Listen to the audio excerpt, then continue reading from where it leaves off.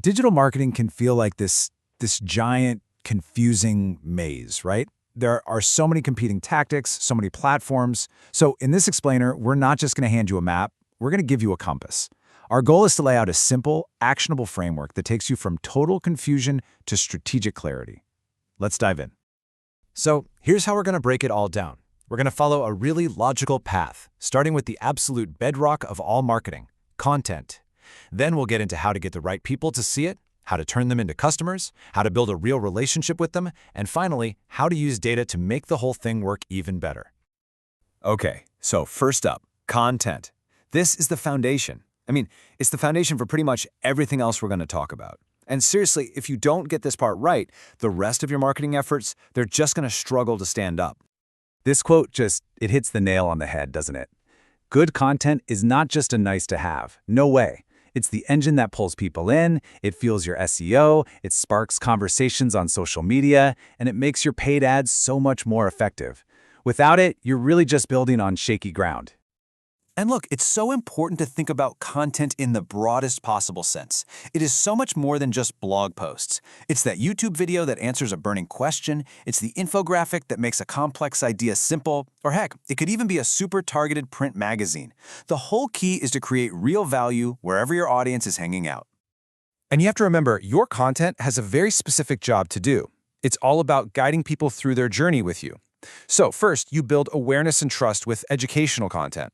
Then, when they're in that evaluation stage, you use things like case studies to show why you're the best choice.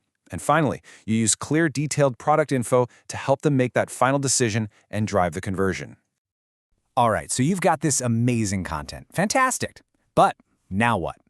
The next challenge is getting the right people to actually see it. And that brings us right to our second section, attracting your ideal audience. A really crucial concept here is something called traffic temperature. Think about it like this. Are you talking to a cold audience that has absolutely no idea who you are, or a hot audience of past customers who already know and love you?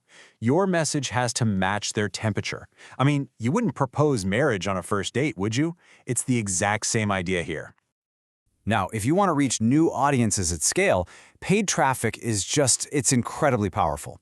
These big 6 platforms don't just have billions of users, their targeting is so ridiculously precise, you can zero in on people based on their job title, recent life events, or specific interests they've shown. It's all about finding that perfect slice of the audience. And inside those big platforms, you really want to pay special attention to what are called seeker channels. On places like YouTube and Pinterest, people aren't just mindlessly scrolling. Nope. They are actively looking for solutions, for information, for inspiration.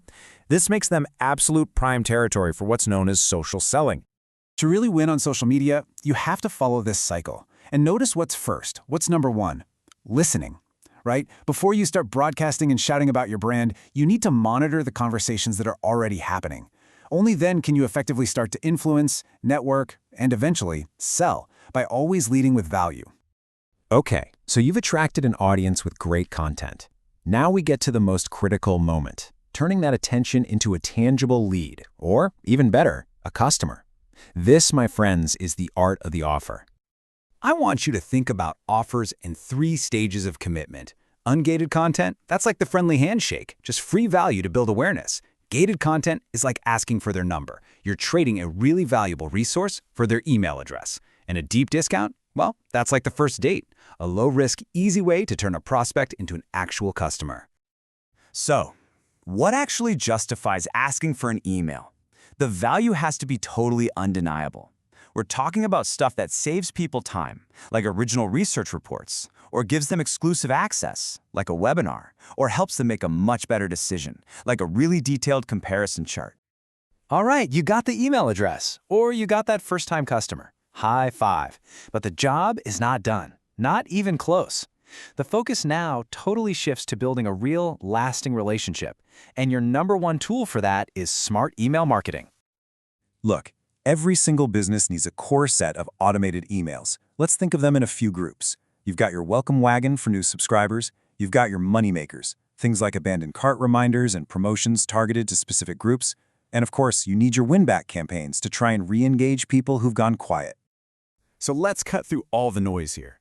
In a super crowded inbox, success really just boils down to two things. First, a subject line that is so compelling they have to open it. And second, body content that's concise and delivers real value. You have to respect their time. And that brings us to our final and honestly, maybe the most important section of all. Because all this effort, the content, the traffic, the offers, the emails, it means absolutely nothing if you aren't measuring what's working and using that data to constantly get better. We've all been there, right? You pour money into paid ads and crickets. The campaign just flops. So why? Why does this happen? Well, it's very rarely just one thing. But there are four usual suspects you've got to investigate.